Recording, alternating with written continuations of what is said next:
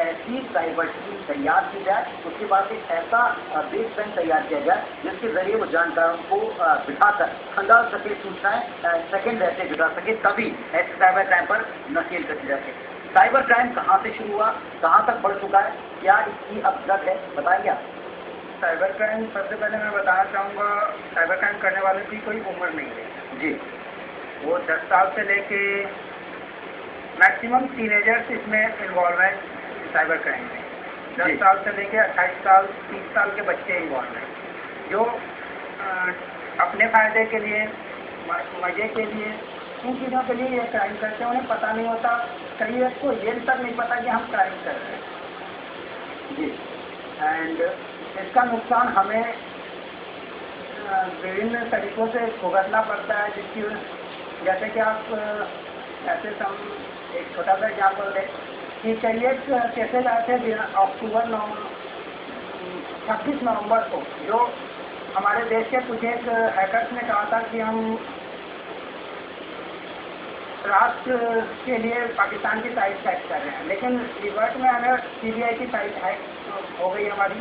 जी, अपने आप में इतने सारे गंभीर मामले होते हैं। आपने खुद बताया कोई मोटे बहुत, लेकिन उसका इस्तेमाल किसी दूसरी तरह से कर लिया। दूसरी बात ये कि इसके लिए कोई प्रॉपर डिग्री की जरूरत नहीं, अगर आपका दिमाग तेज चलता है, अगर आप सिस्टम को समझते हैं तो उसका कभी भी कहीं भी गलत इस्तेमाल कर सकते हैं। दिमाग पर लगाम कसी जाए, इसमें मैं ये नहीं मानता कि दिमाग तेज चलने की बात है। जी, मैं ये मानता हूँ कि गूगल भी इसमें बहुत लोगों को सपोर्ट कर रहा है।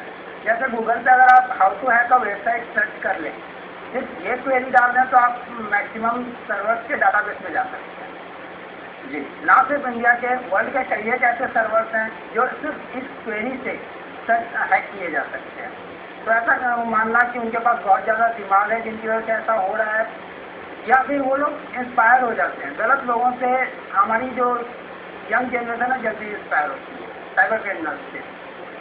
जी, साइबर क्राइम को रोका कैसे जाता है? पता लग रहे हैं, जब क्राइम हो गया उसके बाद तो पता लगाया जा सकता है, लेकिन क्या कोई ऐसी तरीका है जिससे पहले होने के पहले रोका जाए? कंप्लीटली सिक्योर नहीं किया जा सकता। जी, कुल मिलाकर जो जिस तरह की योजना बन रही है, जिस ग्रिड पर हम बात करें, अगर इस तरह की ग्रिड बनती है तो कहाँ इसका कंट्रोल होना चाहिए? आपके मुताबिक क्या समझते हैं? इसका कंट्रोल कहाँ होना चाहिए? किस तरह की साइट डिजाइनिंग होनी चाहिए ताकि इसके नुकसान कम हो, फायदे हो सके जिनको गिनाया जा रहा है? सबसे पहले तो वैलिडेशन चेक होना चाहिए जी, जो किस डिपार्टमेंट को हमें कितनी ऑथोरिटी देती है। जी, ये सबसे बड़ी बात है। ये हमें कई समय जब हम प्रोग्रामिंग कर रहे होते हैं उस समय हम ये चेक नहीं करते कि किस डिपार्टमेंट को क्या वैलिडेशन देने हैं, क्या ऑथोरिटीज देनी है। इनकी वजह से समस्या आती है। जैसे हैकर्स अगर एंटर कर भी जाते हैं, हैकर्स की कुछ एक क्रिएटेड क्वेरीज हैं जो बेसिक क्वेरीज जिनको बोल सकते हैं। जी, इनके थ्रू वो इनिशिएशन में वो वहीं से एंटर करते हैं। जब वहाँ से एंटर करते हैं तो उन्हें अगर एडमिन अकाउंट क्रिएट मिल जाता है तो वहाँ प्रॉब्लम होती है। अभी आप बता रहे थे कि जो हैकर्स होते हैं, जो इस तरह के साइबर क्राइम करते हैं, उनको गूगल पर जाकर हैक करने की जानकारी मिलती है, लेकिन आपको लगता नहीं है कि अगर कोई हैकर है जो एडमिन जैसे किसी अकाउंट तक पहुंचना चाहता है या उसके भीतर घुसकर कोई इन्फॉर्मेशन लेना चाहता है, उसके लिए तो उसे बहुत ज़्यादा इस विषय की जानकारी होने की जरूरत पड़ती हो?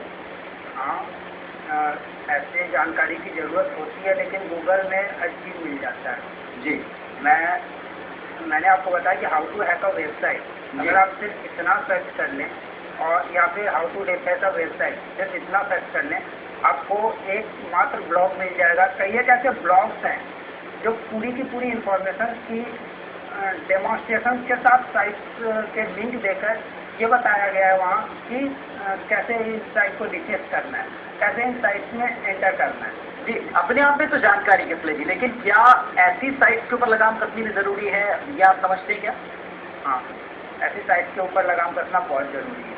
जी, क्योंकि अगर इससे हमारा जो यंग जनरेशन थोड़ा सा समझदार है, जी, जो 18 के बाद के की जो जनरेशन है 18+, उनको क्राइम या ये वर्ड समझ में आती है, लेकिन 10 से 18 साल के जो बच्चे हैं उनको ये चीज़ें समझ में नहीं आती। वो पढ़ते हैं, उनको बस कंप्यूटर में इंटरेस्ट है, उन्होंने गूगल ओपन किया, इंटरनेट में इंटरेस्ट है, उन्होंने बस पढ़ा और प्रैक्टिकली कर डाला। मैं कई एक ऐसे हैकर्स को जानता हूँ जिनकी एज 14 साल है और कई एक वो ऐसे वर्क्स में इन्वॉल्व हैं जी, तो चलिए कुल मिलाकर किन हाथों में इंफॉर्मेशन जाएगी, ये सबसे बड़ा खतरा है। जिन हाथों में इंफॉर्मेशन जाएगी वो जिम्मेदार हो, समझदार हो, बिल्कुल जरूरी नहीं, लेकिन अगर कोई समझदार जानबूझकर किसी को नुकसान पहुंचाने के पर्पज से किसी की निजता में दाखिल होने के साथ साथ उसे नुकसान पहुंचाता है, उसके खाते को या बाकी की जानकारी को लेकर के उसका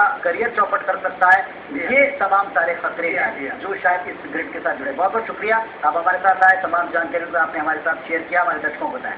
तो कुल मिलाकर के एक ग्रिड ऐसा बने जो वाकई हर क्राइम पर कंट्रोल कर सके, हर क्राइम से पहले या उसके बाद उससे जुड़ी तमाम इंफॉर्मेशन को कलेक्ट करे, इसमें कोई दिक्कत नहीं। लेकिन अगर इससे निजता का हनन होता है या उसका गलत इस्तेमाल होता है तो शायद वक्त रहते इस पर डिजाइनिंग के वक्त अगर विचार किया जाए तो ज्यादा बेटर होगा, तभी ये निगाहबान हम सब के लिए असरदार और अच्छा कहलाएगा। आज के लिए बस इतना ही। तमाम खबरों के लिए आप जुड़े रहिए जी 24 घंटे छत्तीसगढ़ के साथ। फिलहाल मुझे और मेरी पूरी टीम को दीजिए इजाजत।